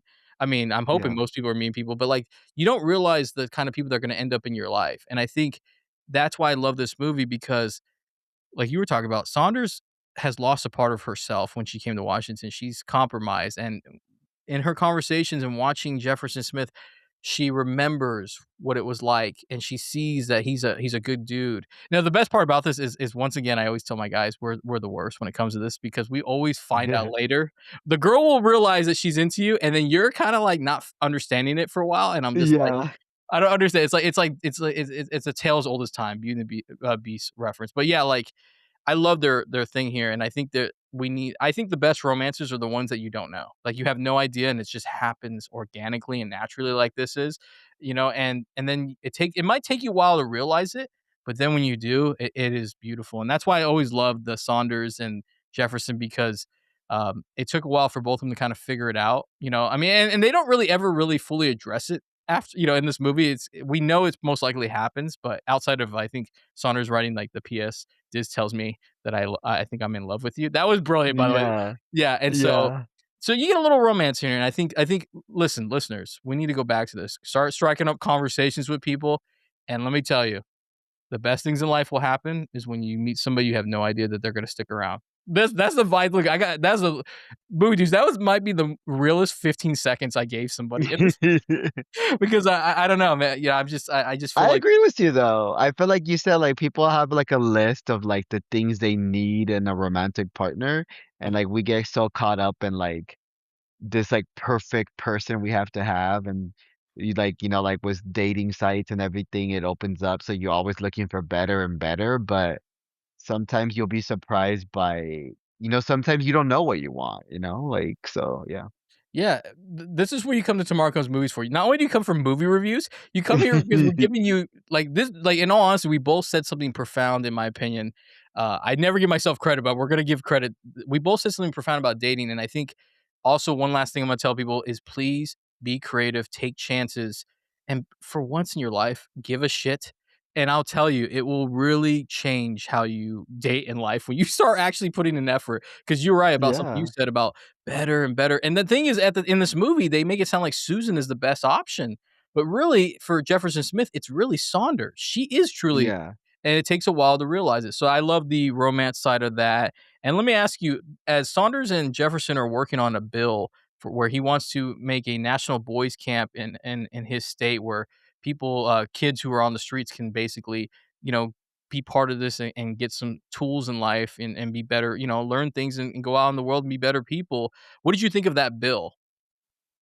I mean, like, it's definitely kind of like another idealized thing. Like, I think my first thought was like, is this the most important thing we could be doing with this land? Like, I mean, like, yeah, helping kids get off the street and stuff. Like, I think it is, but like, it seemed like a lot of the kids were like, they weren't like homeless kids necessarily, but I do think it's a good thing, and I do think it will be like something good to have. I do think kids need somewhere to go to connect with nature and things like that. So, I mean, it was definitely better than the other side's plan, so I would vote for that Same here. If I had the vote, I would vote for his. Yeah, it just made me laugh. His bill shows his, how idealistic and naive and when you want to change the world. It just made me laugh was when his bill goes like the kids will all send like change, penny, one. nickel, dime, and then they'll pay back the thing. And like everybody's face whenever that's brought up, they're just like, think that's gonna get Like, passed, huh? what? Yeah, because like, yeah, I thought it was a cool bill, but yeah,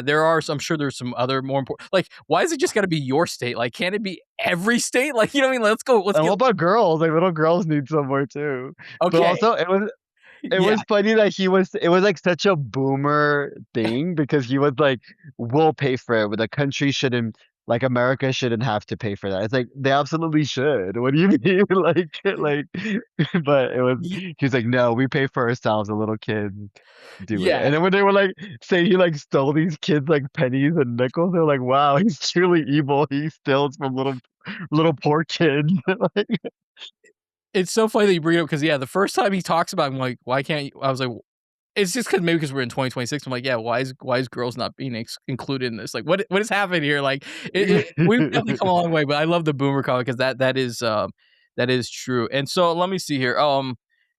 I think we've kind of tapped into this, but kind of a yes or no question. Not a whole lot has changed in politics since 1939. Would you say? No. No. I would say it's just gotten more obvious that like everyone that's in like politics basically is like a grifter trying to like get something out of it, right? So it's just like more in our face, if anything.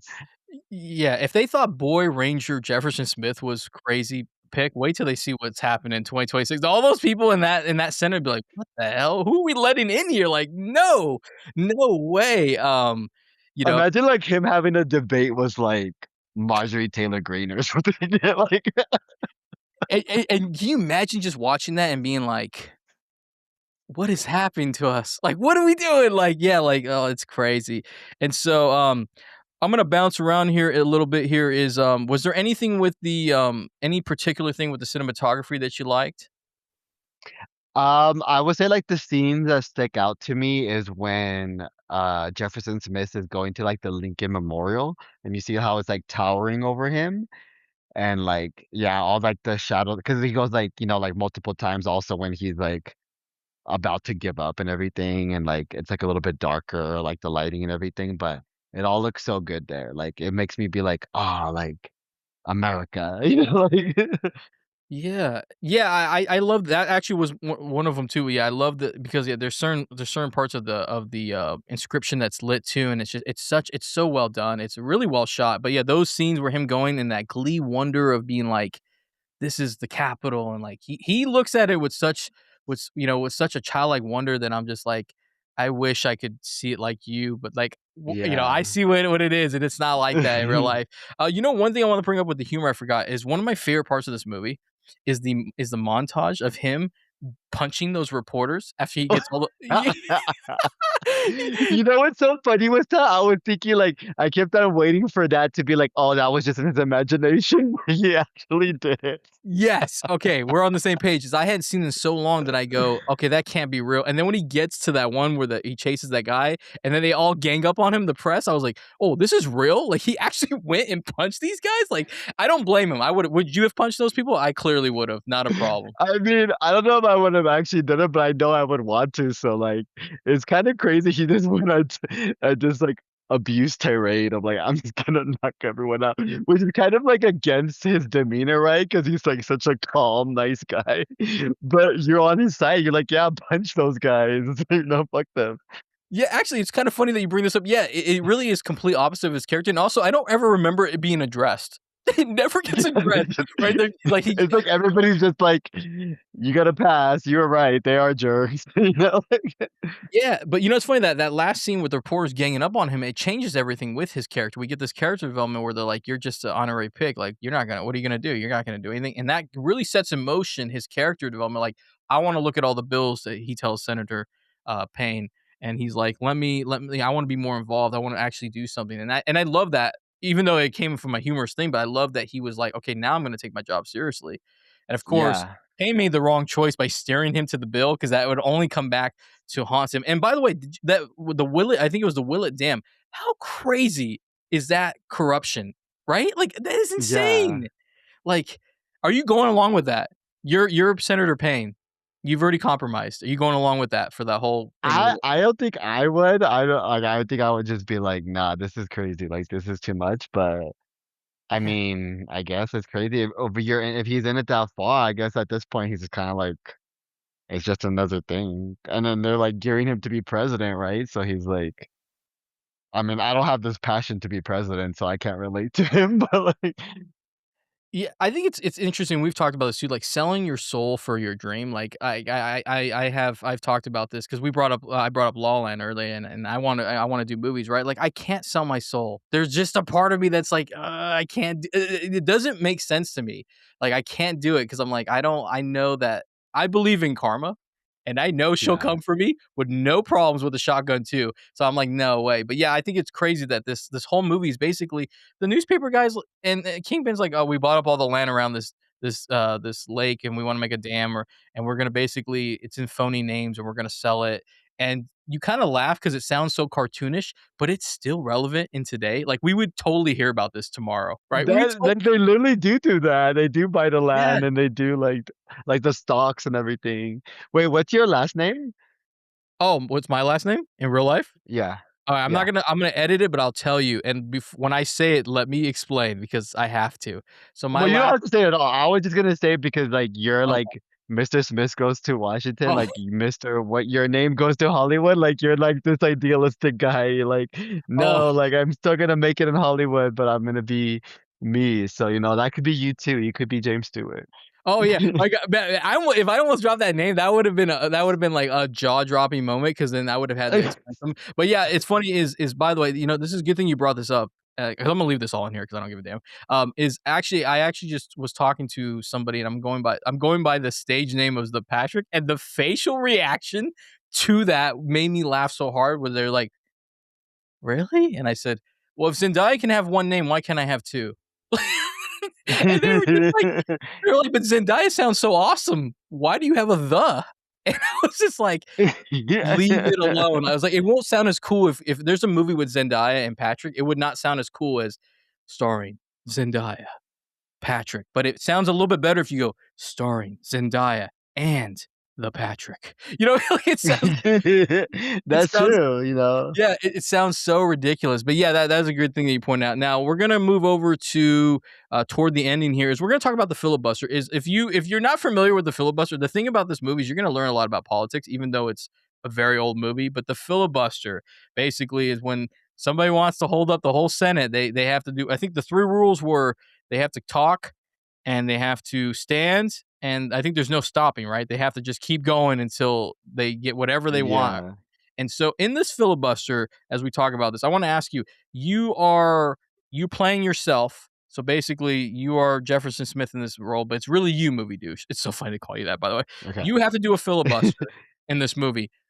Okay, what are you going to talk about during the filibuster? Like what is your what anything you want to talk about to keep this going? What is the thing you think you're gonna drop? Oh my God, I would just be talking about movies all day and like relating them to I'll be like, so like, like how like Jack and the Beanstalk is a tale about imperialism. Like just saying shit Oh, you're so much better than me, by the way. Are you ready for this? Are you ready for this? Okay. like The Patrick's doing a filibuster. He gets up there and they're like, "Okay, you got to stay on this." And I say, the first thing I say is, "Okay, everyone gather around. I'm going to tell you why La La Land, the ending is really good despite what people think." And I'm going into a whole 24 hours and refusing to let anybody But people don't argue. like the ending of La La Land? That's just news No. to me. Oh no, this is yeah, no, people don't love it because I mean, we're at the end of the day, people, the movie's been out for 10 years, so I'm gonna spoil. You know how it ends. They don't end up together. Yeah, people.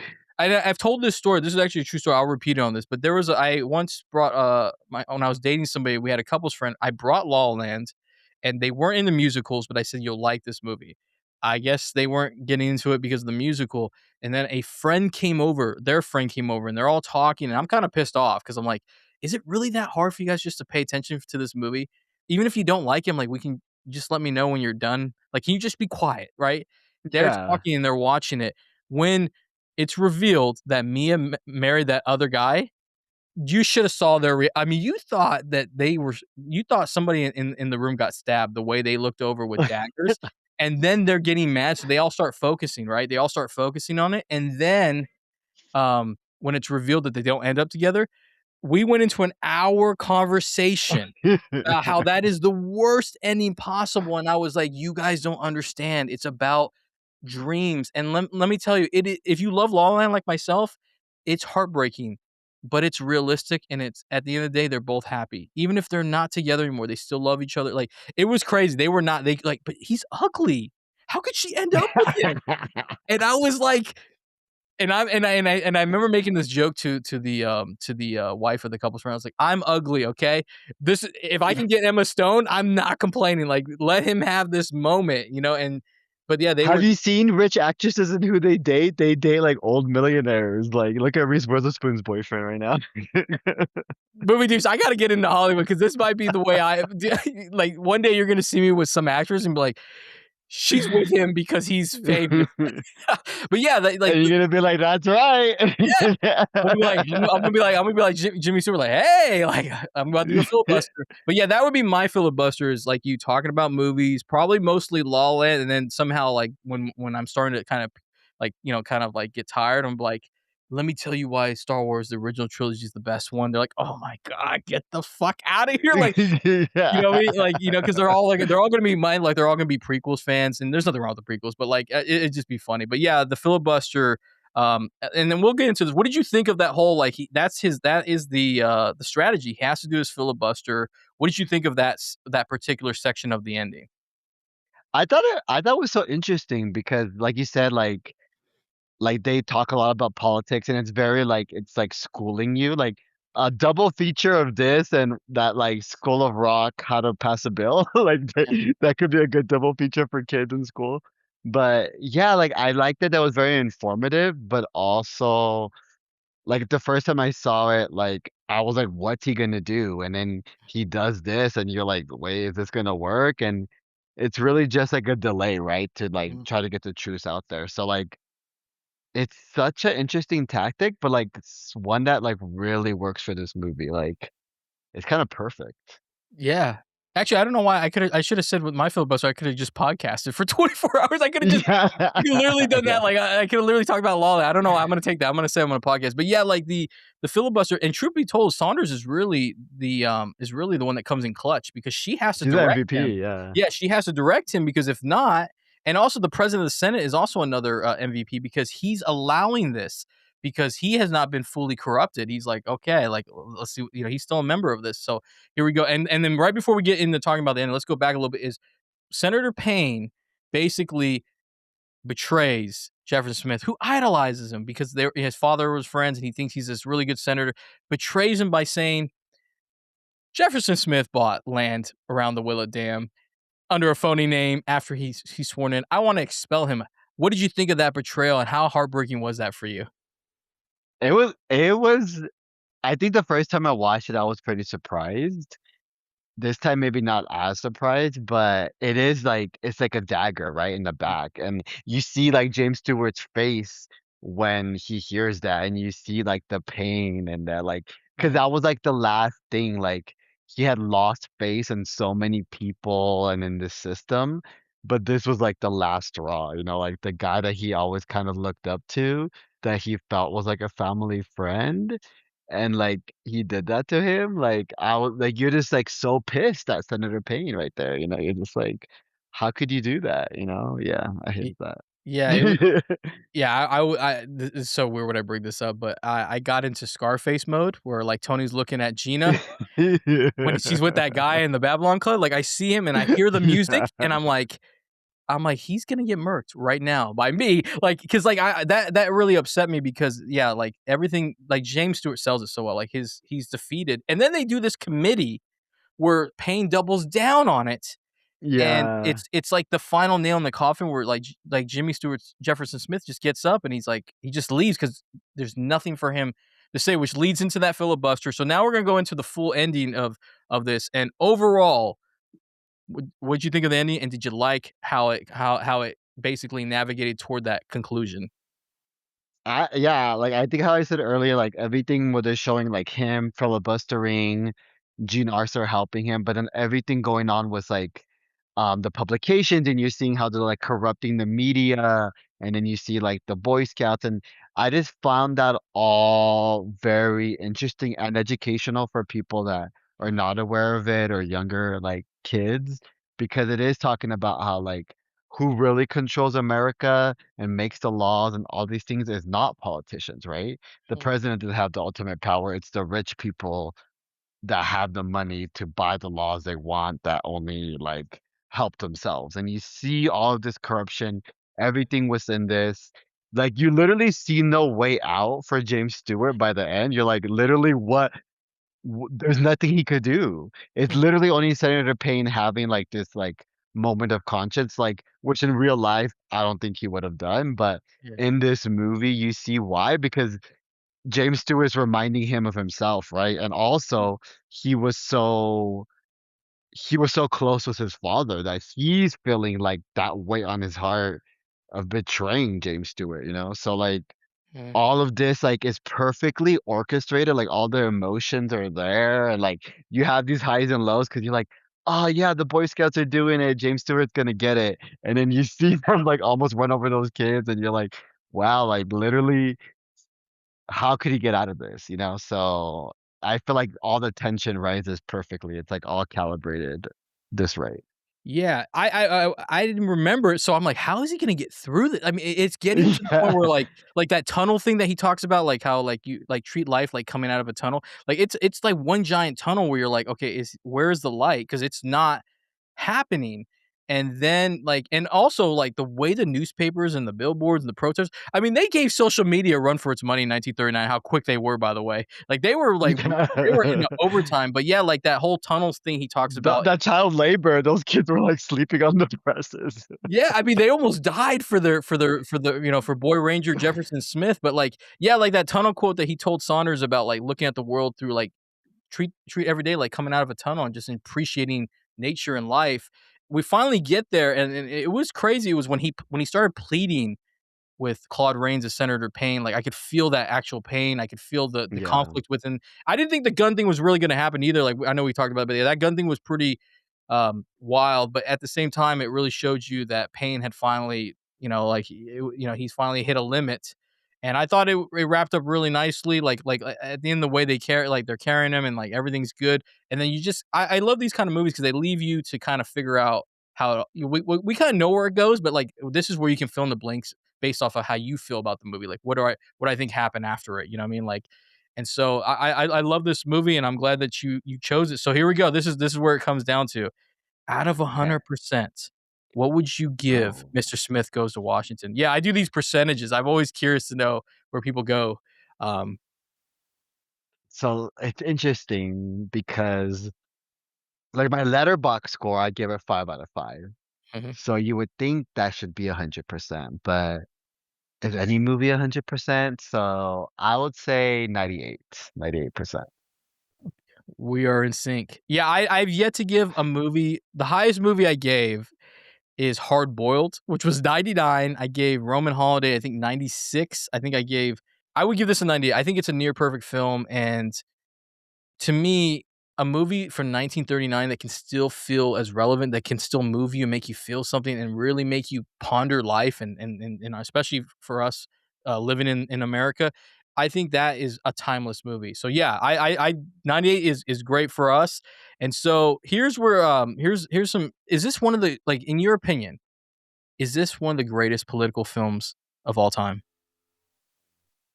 Yeah, I would say so. I know there's other political films out there that's more, more bold, more in your face, and maybe more critical and things like that. But like I said earlier, like I do think these movies about hope are as important, Mhm. because like we could have all these movies breaking down politics and how it's all bleak and sad at the end of the day. Like we have those movies, but what do we go to from there just to realize the corruption? Now I feel like everyone, like in 2026, everybody understands. Like people, nobody would trust politicians really, either side of the aisle or any person. Everybody's like, politicians are corrupt. It's just like the jokes about lawyers being like cheaters, like it's a common thing. So I do think that having like a hopeful movie is really powerful. So I would put it up there. Yeah. Yeah, I would too. And so, this is not a question I gave you. I usually ask it, but like, do you think that this is a definitive film from the 30s? Yeah, I would say so. I feel like Frank Capra is like a definitive director, and which is interesting. I don't know if you found this in your research, if I'm completely correct, but Frank Capra was like not very like he was pretty conservative in his views. Mhm. So like it's like this movie was kind of like maybe like socialist or like this more about like going against like these ideals of capitalism where it doesn't seem like that's where his own personal beliefs are. So like to for him to still be able to make a movie that's so like anti-establishment in a way, what he's for it is very interesting. Maybe more of a credit to the writing too. But yeah, I do think it is. I think it like is one of those movies, at least for me, that like got me thinking of like who is in control of this country really. Yeah, yeah, I definitely agree. It's a definitive 30 movies. Definitely definitive Frank Capra. Now, here's a question I really want to know: is this James Stewart's best film?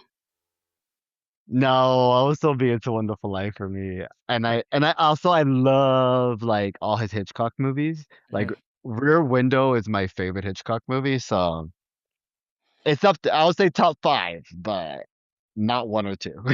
Yeah, I would have to say It's a Wonderful Life, and I think I know how to. I think one day when I do Rear Window, I know who to contact. I know who to bring back on here. Yes, Yeah. or Vertigo. I love both of those. Ooh, yeah. And then okay, so here's two of the last questions here is obviously you would rewatch it because you love this movie, but is this a film that you own or will own one day? I do want it for sure. I actually want after I recently rewatched it, I was thinking like I need to have this movie.